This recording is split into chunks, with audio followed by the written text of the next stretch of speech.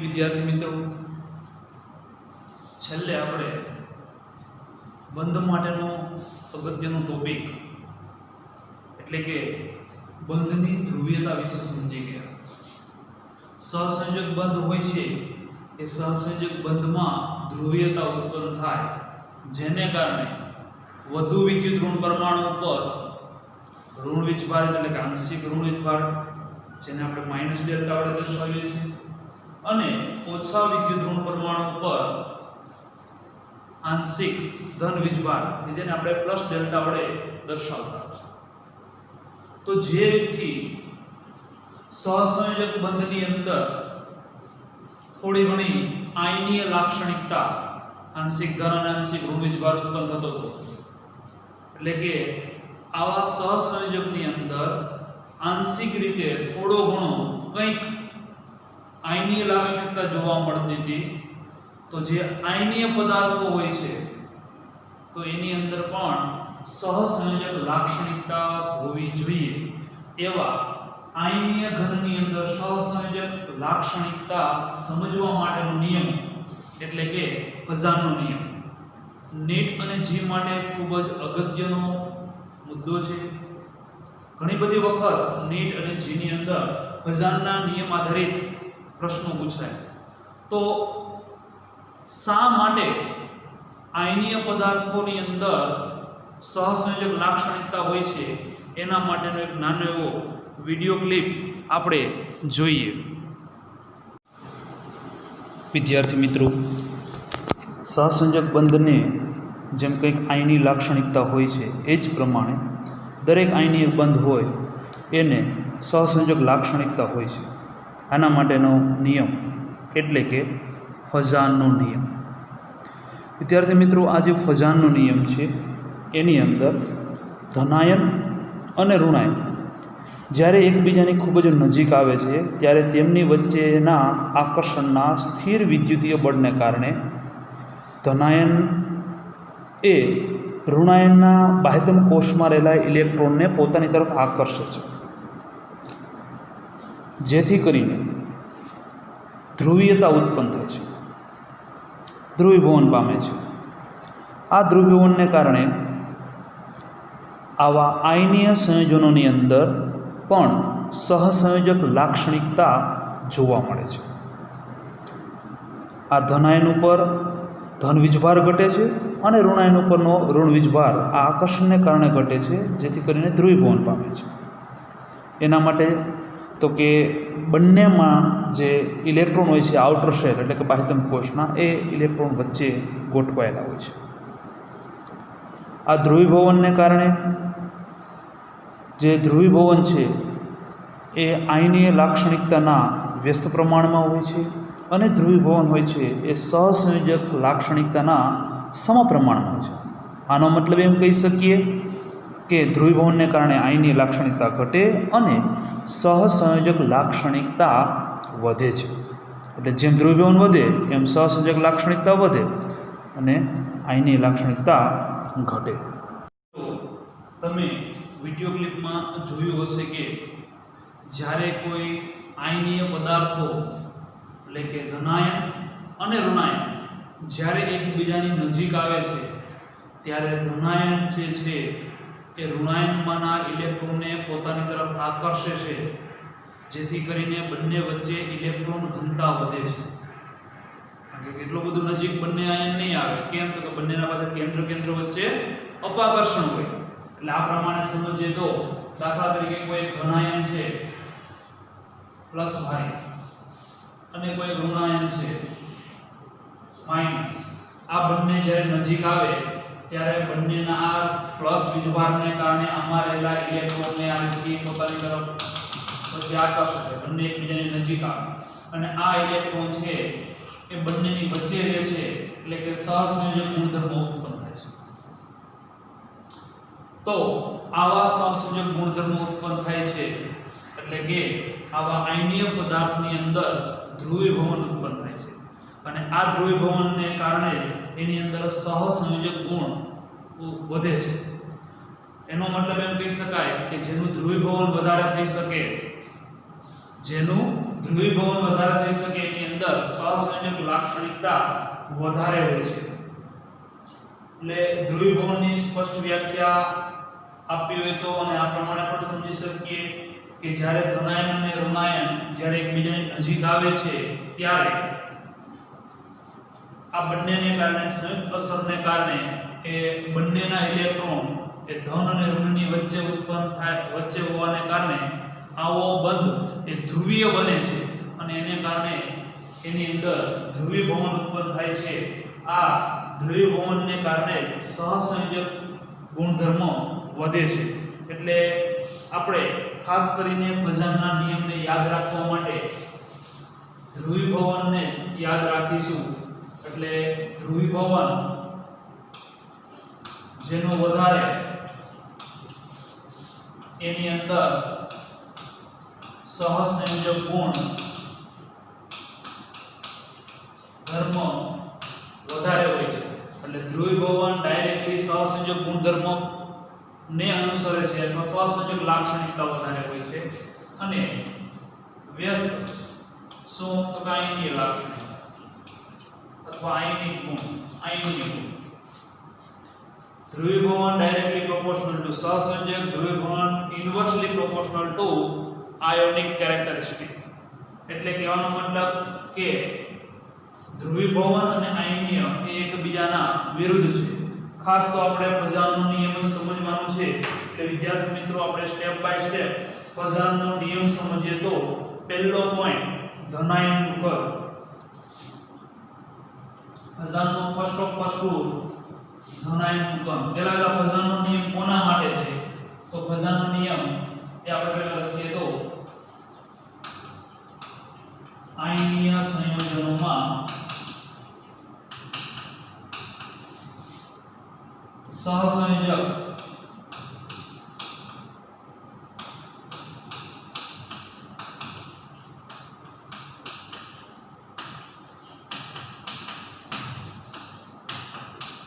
લાક્ષણિકતાના ગુણને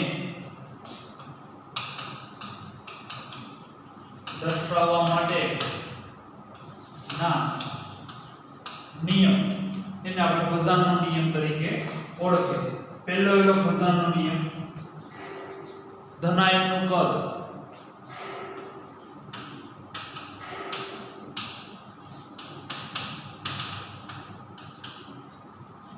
વિદ્યાર્થી મિત્રો ધનાયનનું કદ જેટલું નાનું એટલી ધ્રુવીભવનતા વધે છે. અને ધ્રુવીભવન વધે એટલે સહસંયોજક ગુણ પણ વધે. એટલે લખી શકીએ જેમ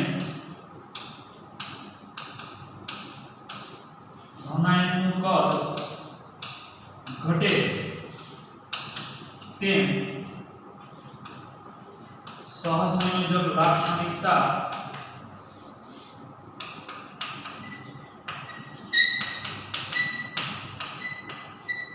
વધે. એટલે યાદ રાખવું તો આ પ્રમાણે યાદ રાખી શકીએ. ધ્રુવીભવન પ્રોપોર્શનલ ટુ સહસંયોજક ગુણધર્મ proportional to 1 upon આયનીય ગુણ proportional to 1 upon ધનાયનનું કદ. આનો મતલબ એમ કહી શકીએ કે ધનાયનનું કદ ઘટે વિરુદ્ધ છે એટલે સહસંયોજક લાક્ષણિકતા વધે. ઉદાહરણ સમજીએ એટલે વધારે ખ્યાલ આવશે. ઉદાહરણ તરીકે સમૂહમાં જો ચર્ચા કરીએ તો આપણે સૌ જાણીએ છીએ કે સમૂહમાં ઉપરથી નીચે તરફ જઈએ તેમ કદ વધે છે. એટલે કે સોડિયમ મેગ્નેશિયમ વાળો દ્વિતીય વાળો સમૂહ લઈએ તો મેગ્નેશિયમ +2, કેલ્શિયમ +2, સ્ટ્રોન્શિયમ +2 અને બેરિયમ +2.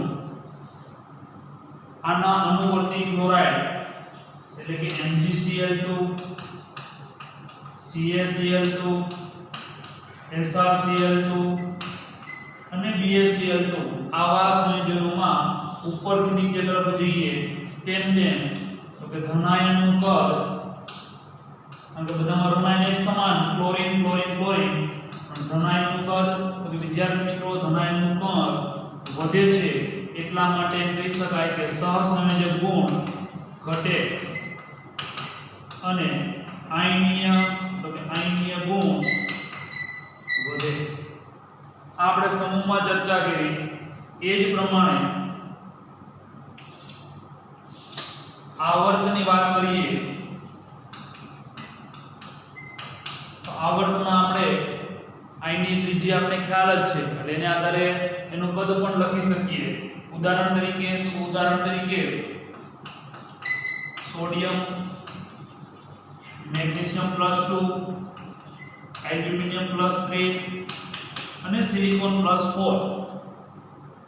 એટલે આવર્તમાં આના અનુવર્તી સંયોજનો દાખલા તરીકે આના અનુવર્તી સંયોજન સોડિયમની વાત કરીએ તો આના અનુવર્તી ક્લોરાઇડ NaCl મેગ્નેશિયમના અનુવર્તી chloride magnesium chloride aluminium chloride અને silicon chloride.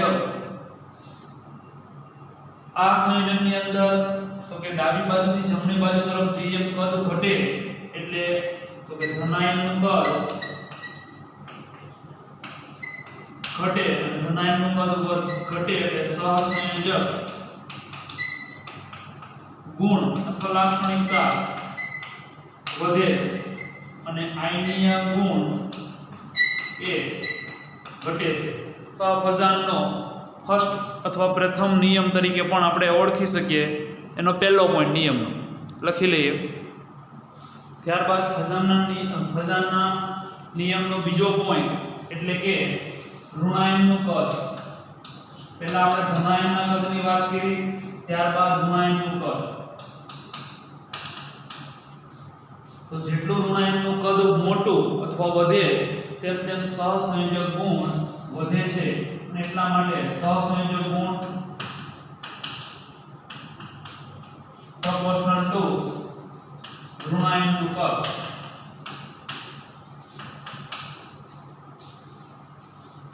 proportional to 1/આયનીય.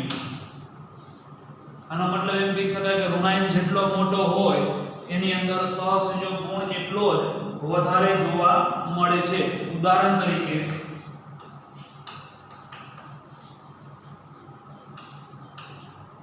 Calcium chloride, calcium chloride, calcium bromide, calcium iodide.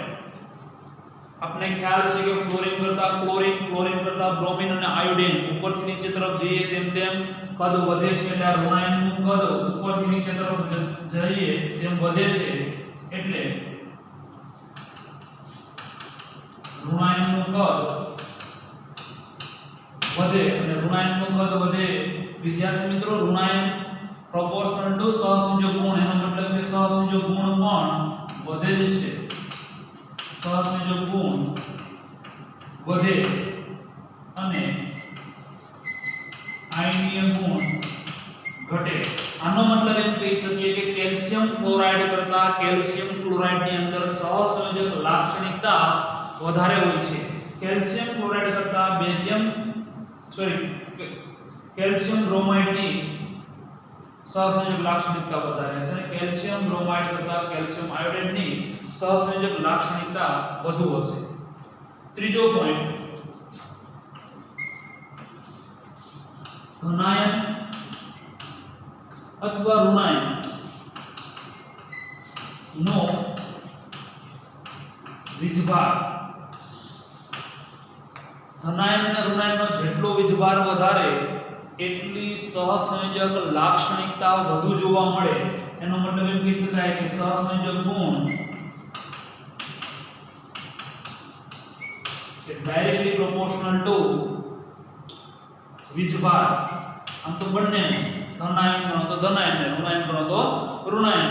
ઉદાહરણ તરીકે થોડી વાર પહેલા ચર્ચા કરી એ જ રીતથી sodium chloride, magnesium chloride, aluminium chloride અને સ્ટેનલેસ ક્લોરાઇડ અથવા સિલિકોન ક્લોરાઇડ. તમે જોઈ શકો કે આ તરફથી આ તરફ જઈએ તેમ તેમ અહીંયા સોડિયમ ક્લોરાઇડ એટલે સોડિયમ પર +1, મેગ્નેશિયમ ઉપર તો મેગ્નેશિયમ ઉપર +2, એલ્યુમિનિયમ ઉપર તો એલ્યુમિનિયમ પર +3 અને સિલિકોન ઉપર તો કે +4.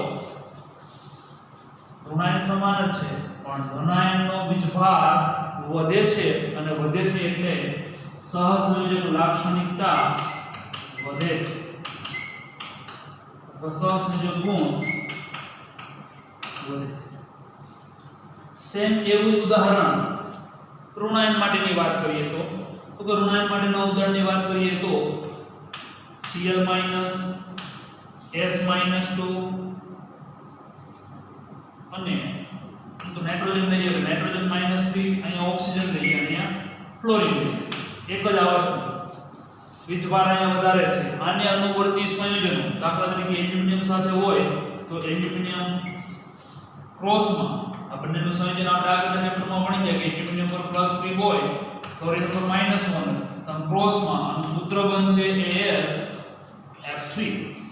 સેમ એ પ્રમાણે O ઉપર -2 એટલે ક્રોસમાં એટલે એનું સૂત્ર બનશે A2O3.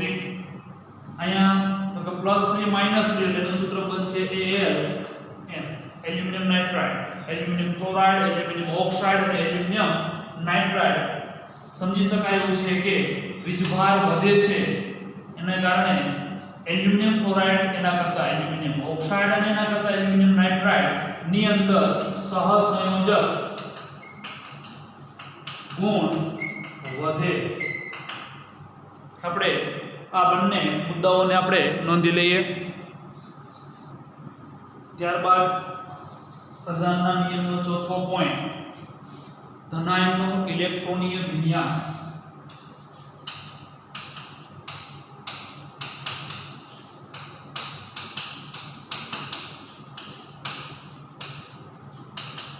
અથવા ધનાયનની ઇલેક્ટ્રોન રચના. એના માટેનો એક ક્રમ આપણે ખાસ યાદ રાખવાનો છે. તો ધ્રુવીભવન ક્ષમતાનો ક્રમ આ પ્રમાણે યાદ રાખી શકીએ. 8 ઇલેક્ટ્રોન, 18 + 2 ઇલેક્ટ્રોન અને એના કરતા 18 ઇલેક્ટ્રોન. ઉદાહરણ દ્વારા સમજીએ એટલે વધારે ખ્યાલ આવશે. ઉદાહરણ તરીકે CuCl અને NaCl બંનેની અંદર ઋણાયન સમાન છે પરંતુ ધનાયન તરીકે તો કે CuCl ની અંદર ધનાયન છે +1 અને આની અંદર સોડિયમ પ્લસ. બંનેની ઇલેક્ટ્રોન રચના લખીએ તો કોપરની ઇલેક્ટ્રોન રચના પરમાણુ ક્રમાંક 29. બીજા ચેપ્ટરમાં આપણે સમજીએ પ્રમાણે આર્ગોન, ત્યારબાદ તો કે 4s1 3d10. અહીંયા તો કે બાહ્યતમ કોષની ઇલેક્ટ્રોન રચના કરતા પણ આપણે સંપૂર્ણ ઇલેક્ટ્રોન રચના લખીએ આર્ગોન સિવાયની એટલે આર્ગોન નહીં પણ સંપૂર્ણ ઇલેક્ટ્રોન રચના લખીએ વધારે ખ્યાલ આવે. 19 ઇલેક્ટ્રોનને ગોઠવણી કરીએ તો 1s2 2s2 2p6 3s2 3p6 4s1 3d10. જોઈ શકાય એ પ્રમાણે 2 2 4 6 10 2 12 6 18 19 ને 10 29. સોડિયમ પરમાણુ ક્રમાંક તો કે 11 1s2 2s2 2p6 3s1 11 electron. બંનેમાંથી +1 એનો મતલબ કે બાહ્યતમ કોષમાં રહેલા ઇલેક્ટ્રોન દૂર થશે. અહીં બાહ્યતમ કોષમાં 4s નો એક ઇલેક્ટ્રોન દૂર થાય એટલે આની ઇલેક્ટ્રોન રચના થશે 1s2 2s2 2p6. બાહ્યતમ કોષ એટલે સંયોજકતા કોષમાં અત્યારે ઇલેક્ટ્રોન કેટલા છે તો 8 જ ઇલેક્ટ્રોન. કોપર પ્લસની વાત કરીએ તો કે કોપર પ્લસની અંદર બાહ્યતમ કોષ કઈ થશે n = 1 n = 2 n = 3 અને n = 4 એટલે કે એનો મતલબ કે 4s માંથી પહેલા ઇલેક્ટ્રોન દૂર થશે એટલે 4s અહીંયા રહે એમાંથી એક ઇલેક્ટ્રોન દૂર થાય એટલે એની ઇલેક્ટ્રોન આ પ્રમાણે થશે. Copper પ્લસની 1s2 2s2 2p6 3s2 3p6 અને 3d10 છેલ્લા કોષમાં n બરાબર 3 ની અંદર ઇલેક્ટ્રોનની સંખ્યા ગણતરી કરીએ તો 2 6 8 ને 10 18 ઇલેક્ટ્રોન છે. આનો મતલબ એમ કહી શકીએ કે Na પ્લસ કરતા Ca પ્લસ ની ઇલેક્ટ્રોનીય વિન્યાસ આ ક્રમ પ્રમાણે 8 કરતા આમાં એટલે 18. એટલે આના કરતા આમાં ધ્રુવીભવન ક્ષમતા વધારે હશે, એટલે આના કરતા આની અંદર સહસંયોજક લાક્ષણિકતા પણ વધારે હશે. આનો મતલબ એમ કહી શકાય કે NaCl કરતા CuCl એની અંદર સહસંયોજક લાક્ષણિકતા વધારે છે. શા માટે આવું છે તો એના માટે જવાબદાર છે Z ઇફેક્ટિવ E, જે આપણે બીજા ચેપ્ટરમાં ભણી ગયા હતા. Z ઇફેક્ટિવ E અહીંયા આના તો કે આ જે નિષ્ક્રિય વાયુ જેવી રચના પ્રાપ્ત કરે છે એટલે NH2NP6 ની અંદર Z ઇફેક્ટિવ E ની કિંમત ઓછી મળે કમ્પેરેટિવ 18 ઇલેક્ટ્રોનની સાપેક્ષે. એટલે આના કરતામાં Z ઇફેક્ટિવ E ની કિંમત વધુ હોવાને કારણે પણ ધ્રુવીભવન ક્ષમતા વધારે છે. અથવા આ ક્રમ યાદ રાખી લો તો પણ એના આધારે સરળતાથી કોઈ MCQ હોય તેને સોલ્વ કરી શકીએ. આ ચોથો પોઈન્ટ પણ આપણે ફઝાનના નિયમ માટેનો ઉપયોગી છે એ લખી લઈએ. ત્યારબાદ સંયોજકતા કોષમાંના જે ઇલેક્ટ્રોન યુગ્મો હોય છે એના વચ્ચે થતું અપાકર્ષણને આધારે આકારમાં કેવા પ્રકારનો ફેરફાર થાય છે એના આધારેનો નિયમ. વિદ્યાર્થી મિત્રો, લ્યુઇસ માટે જે અષ્ટકનો નિયમ અને એની કેટલીક મર્યાદાઓ, એમાંનો છેલ્લો પોઈન્ટ આપણે એવો સમજીએ કે લ્યુઇસ રચના એ આકાર વિશેની માહિતી આપતું નથી. તો જ્યારે આવા બંધોની યોગ્ય ગોઠવણી હોય ત્યારે અણુનો આકાર કેવો હોય તો એના માટેનો સિદ્ધાંત એટલે VSEPR સિદ્ધાંત, અંગ્રેજીમાં જેને વેલેન્સ સેલ ઇલેક્ટ્રોન પેર રિપલ્શન, ગુજરાતીમાં વાત કરીએ તો સંયોજકતા કોષ ઇલેક્ટ્રોન યુગ્મન અપાકર્ષણનો નિયમ અથવા સિદ્ધાંત.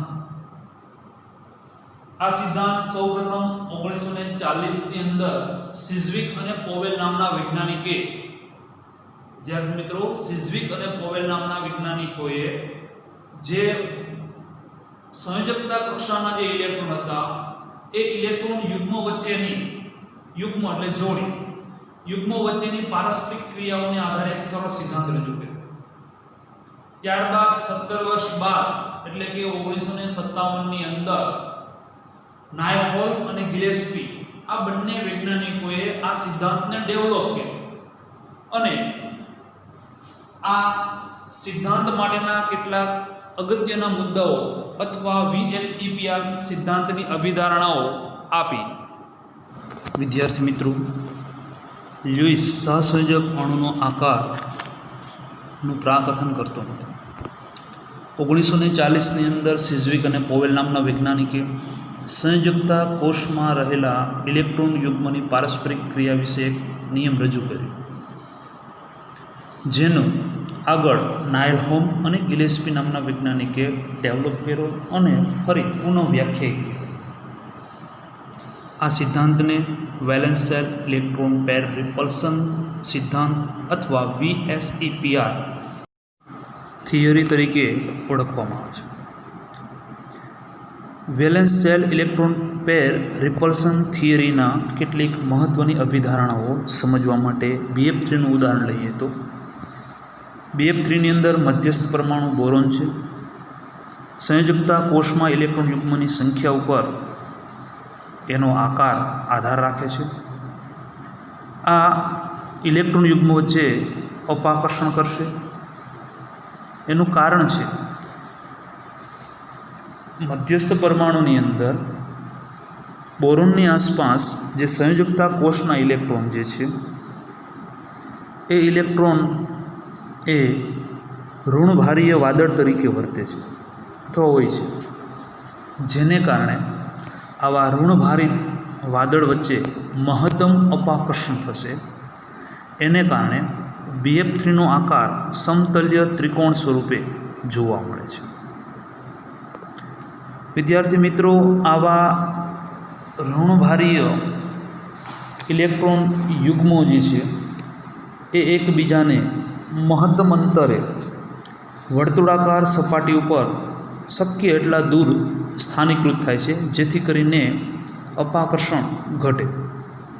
આમ BF3ની અંદર શક્ય એટલા દૂર ફ્લોરિન પરમાણુ ગોઠવાય અને સમતલ્ય ત્રિકોણ જેવી BF3ની રચના થશે, જેથી કરીને બંધ કોણ 120 ડિગ્રીનો બને છે. અભિધારણો, મુખ્ય અભિધારણોની વાત કરીએ તો અહીં 7 મુદ્દાની અંદર મુખ્ય અભિધારણા. સૌથી અગત્યનો મુદ્દો છે એ 7મો મુદ્દો છે. સૌપ્રથમ પહેલો પોઈન્ટ કે અણુનો આકાર એ પરમાણુની આસપાસ ગોઠવાયેલા ઇલેક્ટ્રોન યુગ્મની સંખ્યા ઉપર છે. સમજીએ તો દાખલા તરીકે BeCl2 હોય તો કે મધ્યસ્થ પરમાણુ અથવા બેરિયમની આસપાસ 2 Cl ગોઠવવાના છે, એટલે 2 ઇલેક્ટ્રોન યુગ્મ છે, તો એને શક્ય એટલે એકબીજાને દૂર રાખો. 3 હોય તો 3 ને દૂર રાખો, જેથી કરીને અણુનો આકાર આ BeCl2 નો આકાર છે. જ્યારે BeCl2 નો આકાર બોરોનની આજુબાજુમાં 3 ક્લોરીન ગોઠવાય તો આકાર આ રેખીય છે, આ સમતલ્ય ત્રિકોણ છે. આનો મતલબ એમ કહી શકાય કે અણુનો આકાર એ મધ્યસ્થ પરમાણુની આસપાસ સંયુક્તા કોષના ઇલેક્ટ્રોનની સંખ્યા ઉપર આધાર રાખે છે. એમાં સંખ્યા કેટલી છે ઇલેક્ટ્રોન યુગ્મ. બીજું, સંયુક્તા કોષમાં ઇલેક્ટ્રોન યુગ્મ એકબીજાને અપાકર્ષણ. આપણે ખ્યાલ છે કે ઇલેક્ટ્રોન વચ્ચે અપાકર્ષણ, ઇલેક્ટ્રોન પ્રોટોન વચ્ચે આકર્ષણ અને પ્રોટોન વચ્ચે અપાકર્ષણ હોય. તો અહીંયા તો શું છે તો અહીંયા તો સંયુક્તા કોષના ઇલેક્ટ્રોન યુગ્મો છે, એટલે એક ઇલેક્ટ્રોન યુગ્મ અને બીજું ઇલેક્ટ્રોન યુગ્મ બંને ઋણભારિત હોય, અને ઋણભારિત હોય એટલે ઇલેક્ટ્રોન યુગ્મ એકબીજાને અપાકર્ષે. એનું કારણ પણ ઇલેક્ટ્રોન યુગ્મ એ ઋણભારીય વાદળ ધરાવે છે. આ ઇલેક્ટ્રોન યુગ્મ અપાકર્ષણને કારણે એવી રીતે ગોઠવાય કે જેથી કરીને અપાકર્ષણ ઓછું થાય. એટલે કે આ ઇલેક્ટ્રોન યુગ્મ અવકાશમાં એવી રીતે ગોઠવાશે જેથી કરીને અપાકર્ષણ ઓછું થાય. અને અપાકર્ષણ ઓછું થાય એનો મતલબ કે એ બંને કક્ષકો વચ્ચે એકબીજાથી ખૂબ જ દૂર રહી શકે. જેમ કે આ BeCl2 છે તો એની અંદર બેરિયમની 2 કક્ષકો જે ક્લોરીન ક્લોરીન છે બે ભેગી નહીં, કારણ કે 2 ઇલેક્ટ્રોન યુગ્મ ભેગા નહીં, પણ આ 2 ઇલેક્ટ્રોન યુગ્મને શક્ય એટલા દૂર રાખવાનો મતલબ એકબીજાની વિરુદ્ધ દિશામાં જો 2 ઇલેક્ટ્રોન યુગ્મ રહેશે અપાકર્ષણને કારણે, એટલે એટલા માટે એ બંને વચ્ચેનું અંતર એ મહત્તમ મેક્સિમમ થાય. સંયુક્તા કોષને એક વર્તુળાકાર ગોળાકાર ભાગ સ્વરૂપે લેવામાં આવે તો એની અંદર જેટલી પણ સંયુક્તા કોષ છે એ શક્ય એટલા દૂર, એટલે ઇલેક્ટ્રોન એકબીજાથી મહત્તમ અંતરે દૂર ગોઠવાય એવા આખા ગોળાકાર ભાગમાં ગોઠવાઈ શકે. આ બંનેમાં તો કોઈ પ્રશ્ન ના આવે, પરંતુ જો 4 કક્ષકો હોય, 4 સંયુક્તા કોષ હોય, 4 સંયુક્તા ઇલેક્ટ્રોન યુગ્મ હોય તો 4 ઇલેક્ટ્રોન યુગ્મને શક્ય એટલા એકબીજાથી દૂર ગોઠવવા માટે આખો વર્તુળાકાર ભાગ દ્વારા એને આપણે સમજી શકીએ કે આ રીતે વર્તુળાકાર ભાગ દ્વારા સ્થાનીકૃત થાય.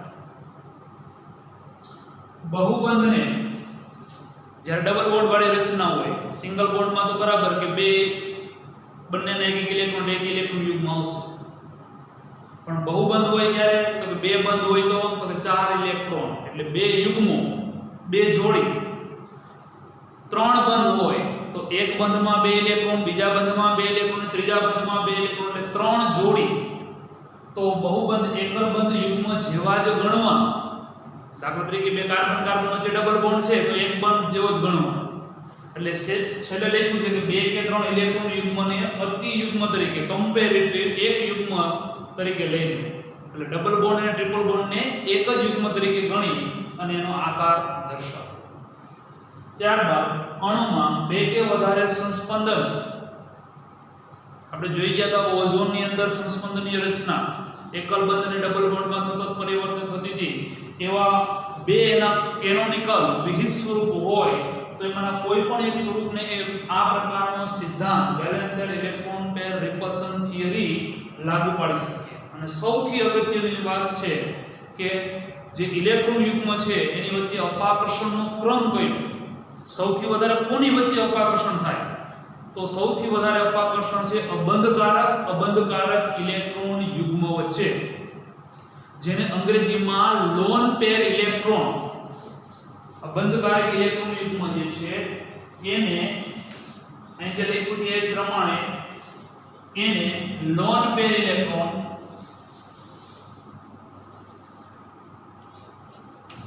એટલે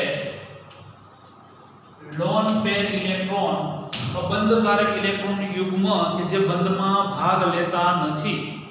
અને બીજું છે એ છે બોન્ડ પેર ઇલેક્ટ્રોન એટલે બંધકારક ઇલેક્ટ્રોન યુગ્મ.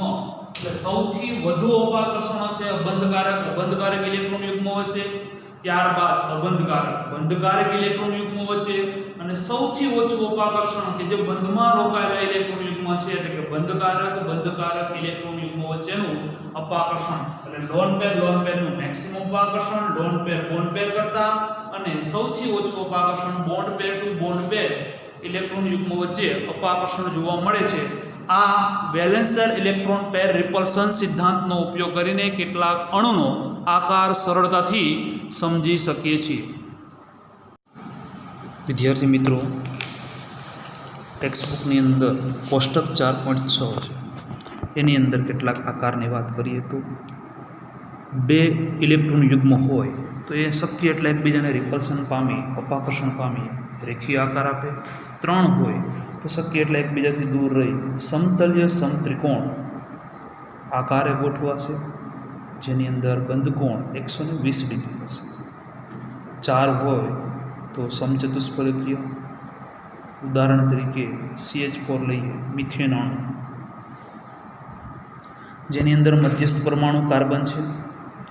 આ કાર્બન સાથે 4 હાઇડ્રોજન જોડાયેલા છે, જેથી કરીને 4 ઇલેક્ટ્રોન યુગ્મ શક્ય એટલે એકબીજાને જો દૂર ગોઠવવાનો પ્રયત્ન કરીએ તો આ સમતલમાં છે, પરંતુ વર્તુળાકાર જો ગોઠવવાનું થાય તો એનો આકાર આ પ્રકારે શક્ય એટલા દૂર ગોઠવવાનો પ્રયત્ન કરીએ તો આકાર સમચતુષ્ફલકીય બને, જેથી કરીને બે બંધકારક કક્ષકો વચ્ચેનો ખૂણો 109.5 ડિગ્રી અથવા 109 ડિગ્રી 28 મિનિટ આકાર સમચતુષ્ફલકીય આકાર તમે જોઈ શકો. આવો ત્રિકોણ જેવો પ્રિઝમ જેવો આકાર સમચતુષ્ફલકીય આકાર કે જેની અંદર બંધકોણ 109 ડિગ્રી 28 મિનિટ જોવા મળે. સેમ એમોનિયાનું ઉદાહરણ તરીકે લઈએ તો એની અંદર પણ 4 ઇલેક્ટ્રોન યુગ્મ છે, એમાંનું એક ઇલેક્ટ્રોન યુગ્મ અબંધકારક લોન પેર ઇલેક્ટ્રોન છે, જેથી કરીને એ બોન્ડ પેર ઇલેક્ટ્રોનને અપાકર્ષે, કારણ કે અપાકર્ષણનો ક્રમ એ લોન પેર બોન્ડ પેર અને એના કરતાં ઓછું અપાકર્ષણ એ બોન્ડ પેર વચ્ચે હોય છે. એટલે આ લોન પેર ઇલેક્ટ્રોન એ હાઇડ્રોજનને વધુ અપાકર્ષે, જેથી કરીને એનો આકાર એ સમચતુષ્ફલકીની જગ્યાએ ત્રિકોણીય પિરામિડ છે. કેટલાક અણુના આકારની અંદર એ અબંધકારક ઇલેક્ટ્રોન યુગ્મની હાજરીને કારણે હોવો જોઈએ એના કરતાં અલગ મળે. જેમ કે ટ્રાયગોનલ પેનલ છે તો એમાં બેન્ટ આકાર મળે છે, ટેટ્રાગોનલ છે તો એની અંદર અલગ પ્રકારનો આકાર જોવા મળે છે. ઉદાહરણ તરીકે ClF3 એની અંદર 2 લોન પેર ઇલેક્ટ્રોન છે. વિદ્યાર્થી મિત્રો, આ બંને લોન પેર ઇલેક્ટ્રોન એ 120 ડિગ્રીએ અપાકર્ષિત પામશે, અને જ્યારે પેલો 90 ડિગ્રીએ જે છે એ બંધકારક. એટલે લોન પેર ઇલેક્ટ્રોન વચ્ચે મહત્તમ અપાકર્ષણ છે, કમ્પેર એટલે લોન પેર બોન્ડ પેર, અને સૌથી ઓછો એ બોન્ડ પેર. આ વચ્ચેની એક અભિધારણા સમજવાની હતી કે જો ડબલ બોન્ડ હોય તો એ ડબલ બોન્ડને સિંગલ બોન્ડ સ્વરૂપે અતિ સુપર યુગ્મ તરીકે લેવું. આ ઉપરાંત એમોનિયા, BF5, ઝેનોન F4 વગેરે અણુનો આકાર એ કઈ રીતે બદલાય છે સમજીએ તો સૌ પ્રથમ એમોનિયાની અંદર એક અબંધકારક ઇલેક્ટ્રોન યુગ્મ છે અને 3 બંધકારક, એટલે આ 3 હાઇડ્રોજન સાથે જે છે એ બંધકારક, એક લોન પેર ઇલેક્ટ્રોન છે, જેથી કરીને આ લોન પેર એ બોન્ડ પેર વચ્ચેનું મહત્તમ અપાકર્ષણ થશે. મળવો જોઈએ સમચતુષ્ફલકીય, પણ મળે છે ત્રિકોણીય પિરામિડલ આકાર જોવા મળે છે. એના માટે જવાબદાર છે લોન પેર બોન્ડ પેર વચ્ચેનું અપાકર્ષણ વધુ હોય છે, જેથી કરીને બંધ કોણ 107 ડિગ્રી જોવા મળે છે, પિરામિડલ આકાર. બીજું એક ઉદાહરણ સેમ એના જેવું પાણીની વાત કરીએ તો એમાં પણ 4 ઇલેક્ટ્રોન યુગ્મ છે. આકાર આપણે આગળ ચર્ચા કરીએ એ પ્રમાણે કે પાણીના અણુની અંદર ઓક્સિજન અને હાઇડ્રોજન વચ્ચેના 2 બંધકારક ઇલેક્ટ્રોન યુગ્મ અને ઉપર 2 અબંધકારક ઇલેક્ટ્રોન યુગ્મ છે. અહીં ઉપરના બંને અબંધકારક ઇલેક્ટ્રોન યુગ્મ વચ્ચે વધુ અપાકર્ષણ થશે કમ્પેરેટલી 2 બંધકારક ઇલેક્ટ્રોન યુગ્મ વચ્ચે.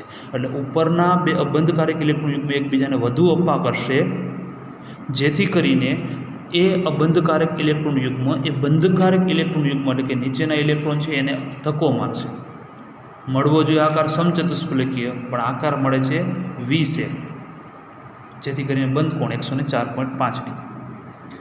સલ્ફર ટેટ્રાફ્લોરાઇડ SF4ની ચર્ચા કરીએ તો એની અંદર 101 ડિગ્રી બંધ કોણ, જ્યારે એક એંગલ 173 ડિગ્રી. કારણ તો કે એની અંદર એક અબંધકારક ઇલેક્ટ્રોન યુગ્મ છે જે બંધકારક ઇલેક્ટ્રોન યુગ્મને ધક્કો મારે છે. C2 પ્રકારનો આકાર. ત્યારબાદ ClF3 T આકાર 87 ડિગ્રી 40 મિનિટ. 2 બંધકારક ઇલેક્ટ્રોન યુગ્મ છે જે બંધકારકને ધક્કો મારે, જેથી કરીને એનો ત્રિકોણીય દ્વિપિરામિડની જગ્યાએ T આકાર. BrF5ની વાત કરીએ તો આકાર સમચોરસ પિરામિડલ આકાર. નીચે એક સમચોરસ બને પિરામિડલ આકાર, 1 અબંધકારક ઇલેક્ટ્રોન યુગ્મ અને 5 બંધકારક ઇલેક્ટ્રોન. આ રીતથી એનો આકાર ઓક્ટ્રાહેડ્રલ મળવો જોઈએ અષ્ટફલકીય, પરંતુ મળે છે સમચોરસ પિરામિડલ આકાર જોવા મળે. કારણ મધ્યસ્થ પરમાણુ બોરોનને 1 અબંધકારક ઇલેક્ટ્રોન. અંતમાં ઝેનોન ટેટ્રાફ્લોરાઇડ XeF4 અષ્ટફલકીય રચના હોવી જોઈએ, 4 બંધકારક 2 અબંધકારક, આ પ્રકારનો અષ્ટફલકીય આકાર મળવો જોઈએ. પરંતુ ઝેનોન ફ્લોરિન સાથે માત્ર ને માત્ર સમતલ્ય સમચોરસ રચના જોવા મળે છે.